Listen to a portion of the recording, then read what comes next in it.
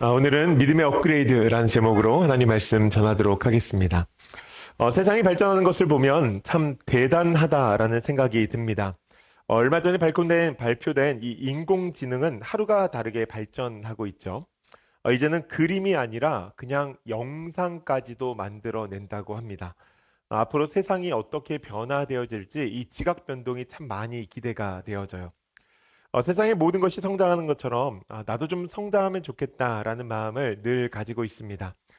그것보다 간절하게 기도하고 있는 것은 우리 교회가 성장하면 좋겠다라는 마음입니다.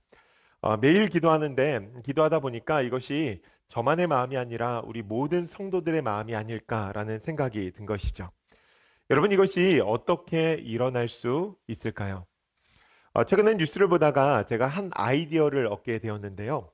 얼마 전에 이 영국에서 한국어 열풍이 불었다고 합니다. 여러분, 영국이란 나라는 사실 이 콧대가 좀 세잖아요. 그래서 대영 제국이라고 우리가 부르는데, 자신들이 최고라고 생각해서 다른 나라의 문화를 받아들이지도 않고, 언어 같은 경우에는 사실 영어가 세계 공용어이다 보니까 다른 언어를 배우는 것에 대해서 꽤나 소극적이라고 합니다. 사실 배울 필요가 없는 거죠. 그런데 최근에 이 동방에 있는 작은 나라, 한국의 언어를 배우고자 하는 운동이 이 영국 가운데에서 꽤나 많이 일어나게 되어진 것입니다. 이것이 얼마나 기이한 현상인지 옥스포드 대학에서 이 현상을 두고 현재 연구 중이라고 합니다. 지금까지 나온 연구의 결과를 보니까 한국의 발전 과정, 그리고 세계적으로 열풍이 불고 있는 K-팝과 K-드라마, K-푸드가 지대한 영향을 주고 있다는 것이죠. 한국인들이 최선을 다해서 삶을 살아오며 만든 하나의 문화가 전 세계, 특별히 지금 영국 땅을 덮고 있다라고 하는 것입니다. 한번 생각해 보십시오. 그 문화는 누군가가 홀로 만들어낸 것이 아닙니다. 뉴스에서 설명하는데 이 시작을 2011년으로 기점을 잡더라고요. 한 아이돌로부터 시작을 해서 2012년에는 이 싸이가 강남 스타일로 이 미국과 이 전 세계를 이제 홀렸죠.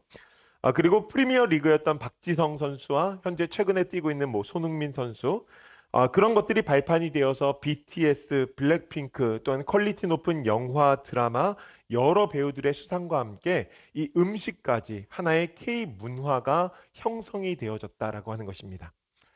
누군가 의도한 것이 아니라 한 사람 한 사람이 최선을 다해서 자신의 삶을 살아가며 그들이 그 자리 가운데서 인정받게 되어졌고 우뚝 서게 되어졌을 때 의도치 않게 그것이 하나의 문화가 되어졌다라고 하는 것이죠.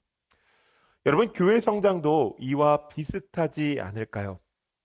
교회가 잘 되기 위해서는요, 이 교회가 막 조직적이고 어떤 프로그램들이 많고 그런 것들보다 나와 여러분들 한 사람 한 사람이 은혜를 받고 그 믿음이 성장해 나아가야 합니다. 믿음이 업그레이드 되어야 하는 것이죠. 성도님들이 은혜를 받고 그런 분들이 교회에서 기둥으로 한 분씩 서게 되어지고 또한 일상 가운데에서 한 분씩 다른 분들에게 인정을 받으며 누군가의 버팀목이 되어지기 시작할 때 우리는 의도하지 않았지만 그것이 조이풀 교회라는 것을 세상 가운데 드러나게 되고 그것이 문화가 되어지면서 이 땅 가운데 하나님 나라가 확장되어진다라고 하는 것입니다. 여러분, 교회 부흥은 이렇게 개인의 믿음의 성장으로 인하여 일어난다는 것이죠. 생각만 해도 여러분 가슴이 떨리고 굉장히 설레지 않습니까? 저는 우리 성도들이 믿음이 성장되어지기를 소원하고 난 것을 통하여서 정말 우리 교회 가운데 큰 부흥이 일기를 주님의 이름으로 축복합니다. 그럼 믿음의 업그레이드를 우리가 어떻게 정의할 수 있을까? 이 믿음의 업그레이드에 대한 정의가 필요하겠죠. 저는 이렇게 정의했습니다. 어제보다 오늘 더 예수님을 따르는 것이다. 여러분, 오늘 나의 모습보다 내일 더 예수님을 따르는 삶, 예수님을 더 사랑하고 그분의 발걸음을 쫓아 걷는 것이죠.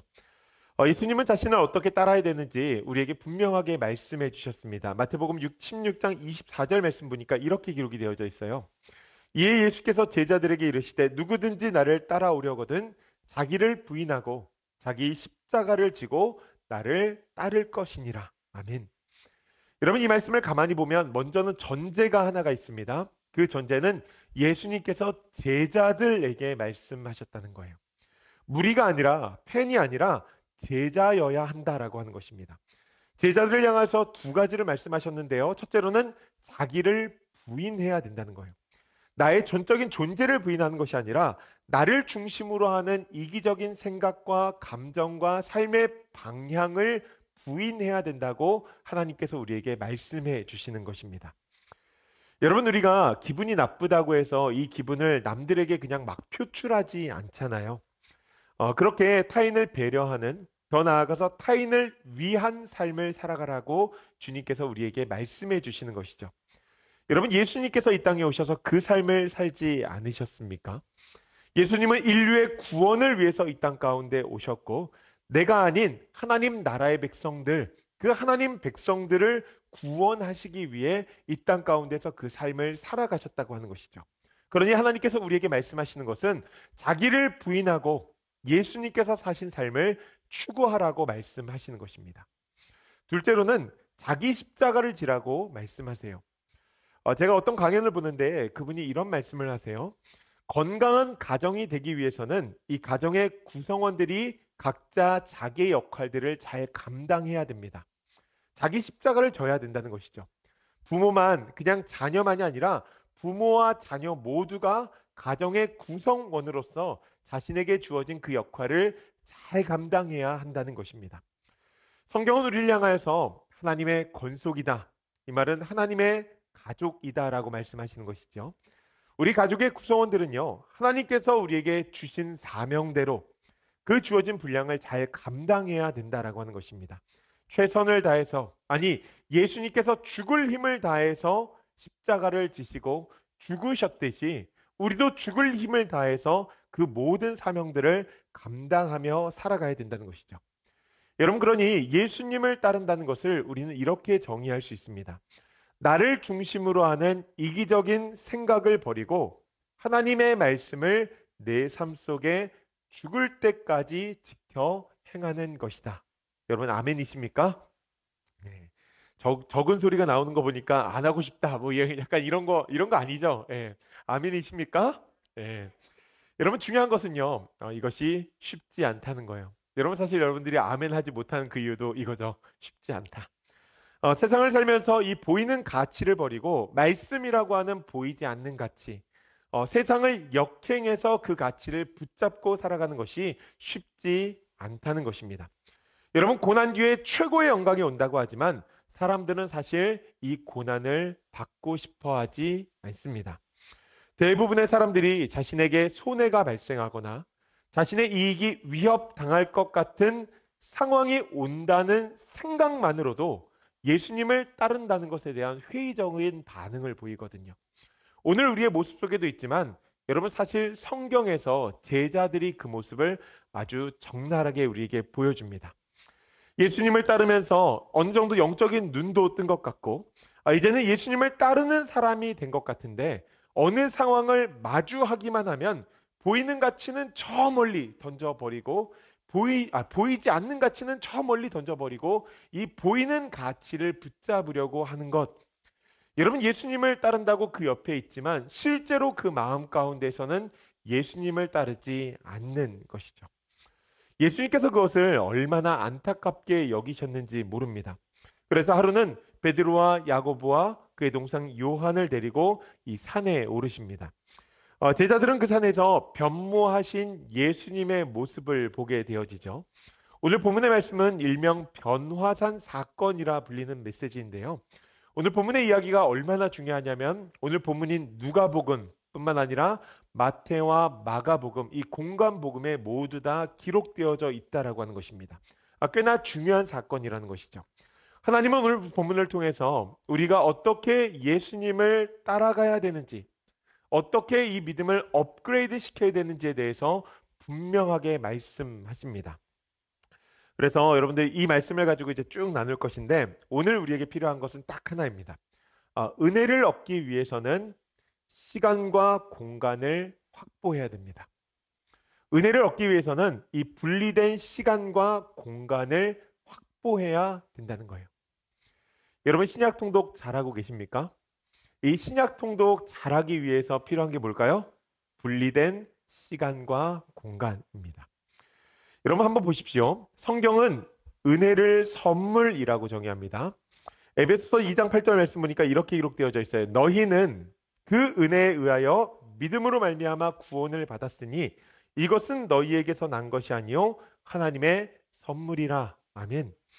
여러분, 그 은혜를 선물이라고 아주 명확하게 말씀하고 계시죠. 선물을 받아보신 분들은 압니다. 그 선물은 아무 곳에서나 아무 때나 받을 수 없어요. 대개는 정한 곳에서 우리에게 주어지지만 우리는 상상치 못한 곳에서 받을 수 있지만 선물을 주는 사람은 이 선물을 주기 위해서 이 시간과 장소를 분명하게 정한다라고 하는 것이죠.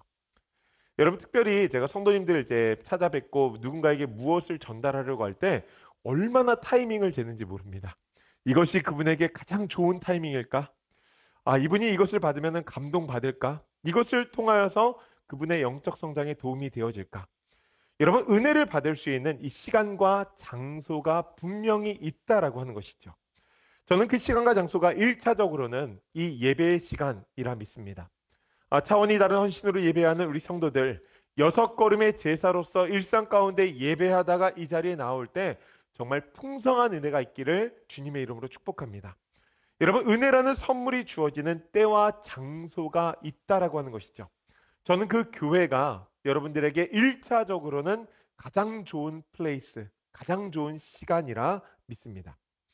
오늘 본문 28절의 말씀을 보면 이 예수님께서 산에 오르신 이유에 대해서 이렇게 이야기를 합니다. 이 말씀을 하신 후 8일쯤 되어 예수께서 베드로와 요한과 야고보를 데리고 기도하시러 산에 올라가사. 아멘. 여러분, 뭐하러 올라가셨어요? 기도하러 올라가셨어요. 여러분, 우리는 기도가 중요하다는 것을 모두가 다 알고 있습니다. 그런데 이것을 깨달은 사람들은요, 예수님의 말씀대로 방에서도 기도하고 또한 바울의 권면대로 쉬지 않고 기도도 하죠. 되게 많은 분들이 참 많이 기도하시는데요. 이렇게 세상과 분리된 시간과 공간을 가지고 기도해야 되는가에 대한 의문은 늘 있는 것 같습니다. 여러분, 오늘 본문이 기록된 산은요, 다볼산이라 불리는 곳입니다.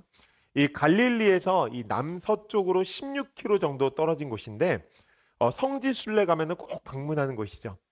정상에 딱 가면은 이 변화산 기념교회가 위치하고 있습니다. 오늘 본문의 말씀을 기념으로 해서 지어진 교회죠. 여러분, 이 산이 보기에는 되게 큰 언덕처럼 보이거든요. 그런데 그 정상을 오르기 위해서는 굉장히 가파른 비탈길을 꼬불꼬불 돌아서 꽤 오랜 시간 동안 올라가야 됩니다. 예수님은 아무 데서나 기도할 수 있음에도 불구하고 제자들을 불러서 이끌고 오랜 시간 동안 산에 오르셨다라고 하는 거예요. 그 산에 오르신 이유는 딱 하나, 뭐예요? 기도하기 위해서 오르셨다는 것이죠. 세상과 분리된 시간과 공간을 만들어서 충분히 기도하기 위해서 그것을 확보하셨다라고 하는 것입니다. 여러분, 기도를 우리가 하나님과의 대화라고 정의하지 않습니까?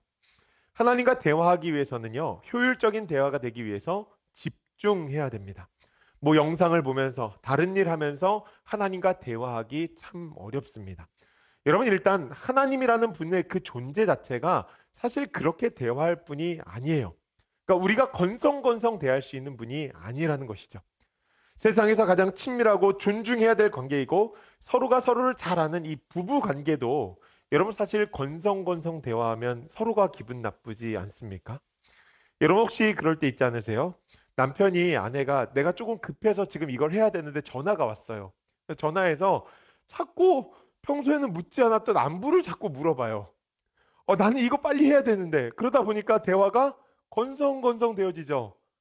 그러다 보니까 이 관계가 서먹서먹해지고 굉장히 어려워지는 상황들을 우리가 마주할 때가 있습니다. 여러분, 마찬가지죠. 우리가 하나님을 대할 때 그렇게 대하면 안 된다는 거예요. 집중해서 대해야 되는데 집중하기 위해서는 분리된 시간과 공간이 필요하다고 하는 것입니다. 여러분, 이것을 주님께서 제자들에게 알려주신 이유가 있습니다. 28절 말씀 보니까 이 말씀을 하신 후에라고 이야기를 하죠. 이 말씀이 무엇이냐면 그리스도의 고난과 죽음, 부활을 의미합니다. 그러니까 지금 누가복음에는 이 사건 안에 어떤 사건이 들어있는지 디테일하게 기록하지 않았는데 마가복음의 말씀을 보면 어떤 사건이 일어났는지 아주 명확하게 기록합니다. 예수님께서 빌립보 가이사랴라는 지방에 들어가셨을 때 두 가지의 질문을 하셨어요. 사람들이 나를 누구라고 하느냐? 그랬더니 제자들 중에 하나가 이런 대답을 합니다. 세례자 요한이라고 하기도 하고 엘리야라고 하기도 하고 예레미야나 그 유명한 선지자 중에 한 명이라고 이야기를 합니다. 그랬더니 예수님께서 이번엔 두 번째 질문을 던지세요. 그럼 너희는 나를 누구라고 하느냐? 그때 베드로가 이렇게 답합니다. 마태복음 16장 16절의 말씀인데 우리 한번 같이 읽어볼까요? 시작. 시몬 베드로가 대답하여 이르되 주는 그리스도시요 살아계신 하나님의 아들이시니이다. 아멘. 주는 그리스도시요 살아계신 하나님의 아들이십니다. 베드로의 고백을 듣고 예수님께서 얼마나 기뻐하셨는지 모릅니다. 요나의 아들 시몬아, 내게 복이 있다. 너가 정말 복을 받을 사람이구나. 그런데 이것을 내게 계시하신 분은 사람이 아니라 하늘에 계신 내 아버지이시다. 그러니까 베드로가 특별한 사람이기 때문에 그의 지혜가 뛰어나서 그것을 알게 되어진 것이 아니라 그것을 하나님께서 그에게 알려주셨다. 그러니 하나님을 더욱더 의지하며 살아가라고 분명하게 알려주십니다. 여러분, 여기에 믿음의 속성이 있죠. 믿음은 누군가가 탁월해서 뛰어나서 우리가 지혜롭기 때문에 얻을 수 있는 것이 아니라는 것입니다. 하나님께서 말씀을 듣게 하셨을 때 깨닫게 하시고 알려주시고 믿어지게 하셨기 때문에 우리가 믿음을 가질 수 있다는 거예요. 여러분, 그래서 사도 바울이 뭐라고 자랑합니까? 믿음을 가지고 그 누구도 자랑할 수 없다. 우리의 자력으로 얻은 것이 아니라 하나님께서 우리에게 선물로 주셨다는 거예요. 예수님께서 그 고백을 들으시고 이제는 때가 되었다 말씀하신 생각하신 것 같아요. 그래서 자신이 예루살렘에 올라가서 고난을 당하고 십자가에 달려 죽을 것과 이 3일 만에 다시 부활하실 것을 분명하게 제자들에게 말씀하십니다. 그 이야기를 들은 베드로의 반응이 어땠어요? 막 예수님 앞에 거칠게 항의하면서 예수님 어떻게 그럴 수 있습니까? 예수님에게는 절대로 그런 일이 일어나서는 안 됩니다. 저는 그 일을 용납할 수 없습니다. 예수님이 베드로의 모습을 보고 너무 답답하셨을 것 같아요. 다른 사람도 아니고 불과 8일 전에 주는 그리스도시요 살아계신 하나님의 아들이십니다. 진짜 당신은 사람이지만 하늘의 아들이시니까 우리를 구원하시기에 충분합니다 라고 이야기했던 자가 예수님께서 그 구원의 사역을 말씀하시니 예수님에 대한 신뢰가 사라져 버린 것이죠. 여러분, 베드로가 왜 이렇게 거칠게 항의했을까요? 그것은 다른 것이 아니라 자기의 생각에 갇혔기 때문입니다. 유대인들은 어린 시절부터 메시아에 대한 이야기들을 참 많이 들었습니다. 그분이 오시면 이 땅의 불의와 모든 악을 끝내고 보좌에 오를 것입니다. 그때 이 이스라엘, 우리나라도 회복되어질 것입니다. 이것이 로마 지배하에 있는 그들에게는 이렇게 들린 거죠. 그분이 오시면 로마의 억압 가운데 있던 우리들이 이제는 자유함을 얻을 것입니다. 이제 그분이 오시면 우리의 어렵고 힘든 그 마음을 돌보시겠구나. 이 나라를 독립시켜서 우리가 더 좋은 나라 가운데 살게 하시겠구나. 베드로가 예수님을 따라다니면서 그것이 이제는 현실로 되어지겠구나라는 그 마음에 확신이 들게 된 거예요. 그러니까 예수님과 함께 이 땅 가운데서 새로운 세상, 이 새로운 나라를 다스릴 기대 가운데 차 있었다라고 하는 것입니다. 그런데 예수님이 베드로의 생각과 전혀 다른 방법으로 이 땅 가운데 구원의 역사를 일으키시겠다고 말씀하십니다. 철저하게 낮아져서 고난을 당하고 십자가에 죽어야 된다는 거예요. 자신이 죽어야 사람들이 살고 구원을 얻을 수 있다라고 하는 것이죠. 그런데 베드로는요, 예수님의 이 말씀을 받아들일 수가 없는 것입니다. 나는 죽고 내가 죽어야 너희들이 구원받을 수 있다. 그 예수님의 말씀에 동의할 수가 없는 거예요. 왜요? 예수님이 우리와 함께 하셔야 되기 때문에. 예수님, 당신은 살아서 우리와 함께 하셔야 됩니다. 우리는 성령님의 존재 필요 없습니다. 당신이 이 땅 가운데에서 영원토록 다스리셔야 됩니다. 그것이 베드로의 생각이었다는 거예요. 여러분, 어느 순간 가운데 자신의 생각 가운데 갇혀버렸다고 하는 것이죠. 그런 그에게 예수님께서 말씀하신 것이 자기를 부인하고 그 자기 중심적인 생각을 고쳐 먹으라는 거예요. 그리고 나와 함께 십자가를 지라고 말씀하시는 것입니다. 여러분, 사람의 생각이 쉽게 바뀝니까? 그렇지 않죠. 세상에서 가장 무서운 사람을 뭐라 그러죠? 책 한 권 읽은 사람이다 라고 이야기하잖아요. 자신이 듣고 보고 느낀 것 그 이상으로 바라보는 것이 여러분 쉽지 않다는 것입니다. 더욱이 어린 시절부터 교육을 받고 또한 경험을 통해 얻어진 이 신념과 같은 생각들은요, 잘 고쳐지지 않습니다. 여러분, 그래서 우리가 자꾸 꼰대처럼 라떼는 이야기하는 거 아닙니까? 라떼는 이랬는데, 라떼는 이랬는데, 요즘 애들 저래서 되겠나? 여러분, 그들도 생각이 있어요. 잘 살아갈 것입니다. 여러분, 그러니까 그 꼰대적인 생각을 버리라고 하나님께서 뭐라고 말씀하시죠? 제자들을 이끌고서 이 산에 올라가시는 거예요. 목적은 단 하나. 그들과 함께 기도하며 그들에게 믿음이 무엇인지를 알려주시기 위함입니다. 여러분, 믿음의 차원이 다르다는 거예요. 십자가를 질 수 있는 믿음이 있다는 것을 아주 명확하게 예수님께서 그들에게 알려주기를 원하셨다는 것이죠. 방에서도 일상 속에서도 기도할 수 있지만 이 십자가의 사명을 이루기 위해서는 집중적으로 하나님과 대화하며 대면하며 깊이 교제할 수 있는 시간과 장소가 필요하다는 것을 우리에게 알려주시는 것이죠. 여러분, 사실 이 성경의 말씀을 보면 예수님께서는 우리에게 이런 것들을 자주 보여주셨습니다. 예수님의 일상 가운데 이 분리된 시간과 공간을 자주 만드셨어요. 예수님께서 공생애 하기 전에 어디로 들어가십니까? 광야로 들어가시죠. 여러분, 광야는요, 세상과 완벽하게 단절되어진 곳입니다. 아무도, 정말 누구 하나도 의지할 수 없어요. 그곳에서 예수님은 40일 동안 정말 주의 말씀으로 자신을 온전히 채우시고 오직 하나님과 교제를 나누신 것이죠. 성경 속에 나타난 예수님의 모습을 보면 이 사역 가운데에도요, 그렇게 사람들이 밀려드는데도 불구하고 그 상황을 때로는 뒤로 한 채 세상과 이 분리된 시간과 장소를 가지셨다라고 하는 것입니다. 마태복음 14장 23절 말씀 볼까요? 무리를 보내신 후에 기도하러 따로 산에 오르시니라. 저물매 거기 혼자 계시더니. 무리를 보내시고 여러분 기도하러 산에 올라가셔서 거기서 따로 계셨다는 거예요. 마가복음 1장 35절 말씀 볼까요? 새벽 아직도 밝기 전에 예수께서 일어나 나가 한적한 곳으로 가서 거기서 기도하시더니. 이 제자들과 떨어져서 한적한 곳에 가서 기도하셨다는 것이죠. 누가복음 5장 15절과 16절 말씀에도 동일하죠. 예수의 소문이 더욱 퍼짐에 수많은 무리가 말씀을 듣고 자기 병도 고침을 받고자 하여 모여오되 예수는 물러가사 한적한 곳에서 기도하시니라. 아멘. 아무리 바빠도 여러분 이 시간을 예수님께서는 지키셨다는 거예요. 아주 틈새 전략으로 요 시간들 가운데는 하나님과 집중된 교제의 시간을 가지셨다라고 하는 것입니다. 마찬가지로 구원의 완성을 이루기 위해서 다시 한번 산에 오르시죠. 겟세마네 동산에 올라서 정말 간절하게 기도하면서 하나님의 그 은혜를 간구합니다. 여러분, 일상 가운데에서 우리가 쉬지 않고 기도하는 것 좋아요. 아주 좋습니다. 그런데 그보다 좀 더 세상과 단절된 공간 가운데에서 집중적으로 하나님을 바라보는 시간이 우리에게 필요하다는 거예요. 여러분, 그것이 바로 성경을 읽는 시간입니다.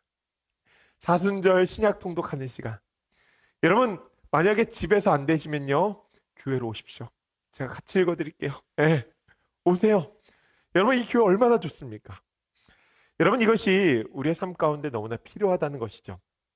그리스도의 장성한 분량이라는 목표를 하나님께서 분명하게 우리에게 주셨는데, 그렇다고 한다면 그 목표치에 도달하기 위해서 우리는 이 하나님과의 교제, 시간과 공간을 분리해야 된다는 것입니다. 제가 말씀을 준비하면서 이것이 이와 비슷하지 않을까라는 생각이 들었어요. 여러분, 최근에 이제 온라인이 점점 더 가속화되어지고 있죠. 이 팬데믹 이후에 이제 온라인 영상 통화라든지 이 줌의 활성화가 훨씬 더 이제 많아지고 있지 않습니까?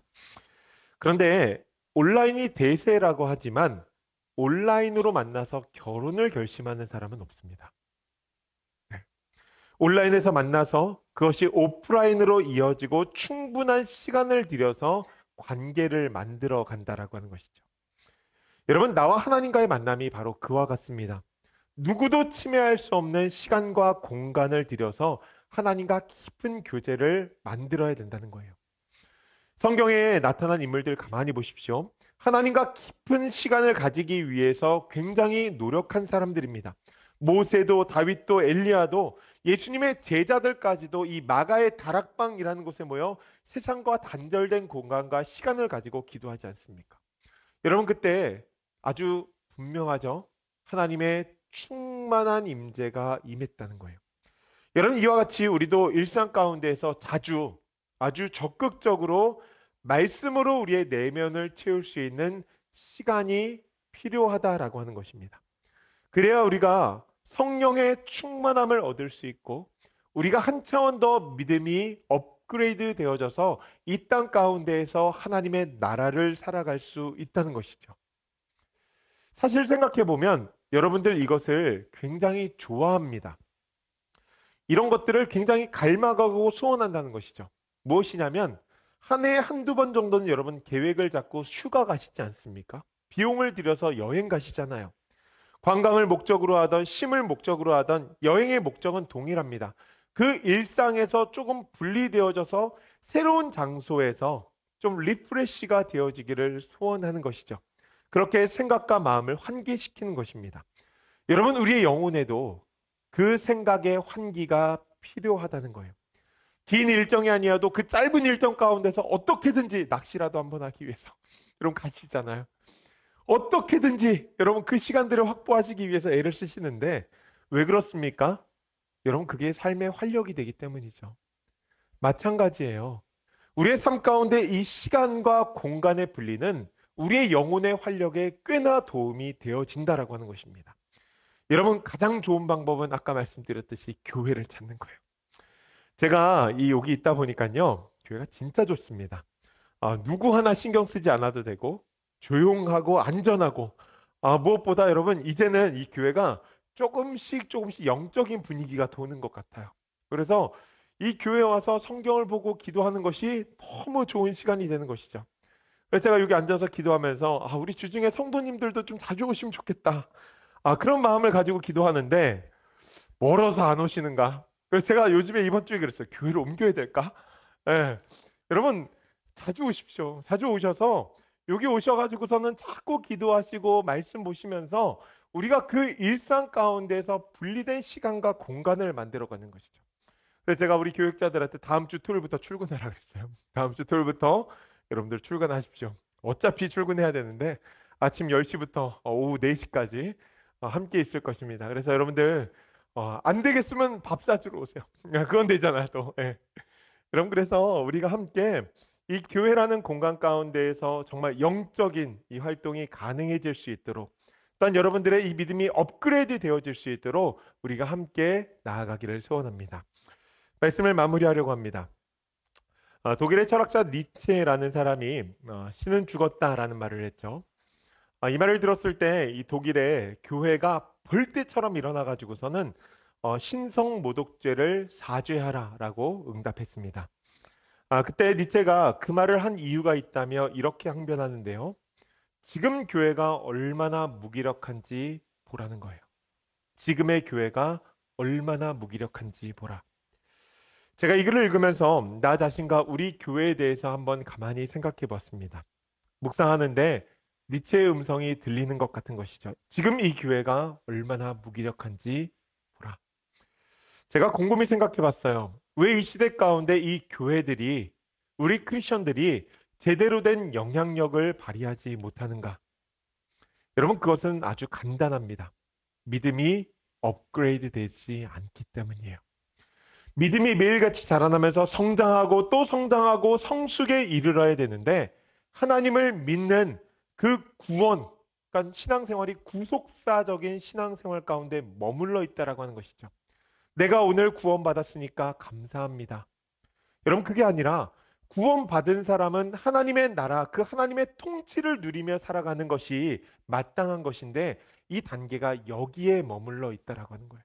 그래서 저는 우리 성도들이 이제는 좀 더 한 차원 높은 신앙생활이 되어졌으면 좋겠다. 그래서 사순절에 신약 통독도 하고 또 여러분들 교회 오셔서 성경 읽고 기도도 하고 그래서 요즘에 고민이 참 많습니다.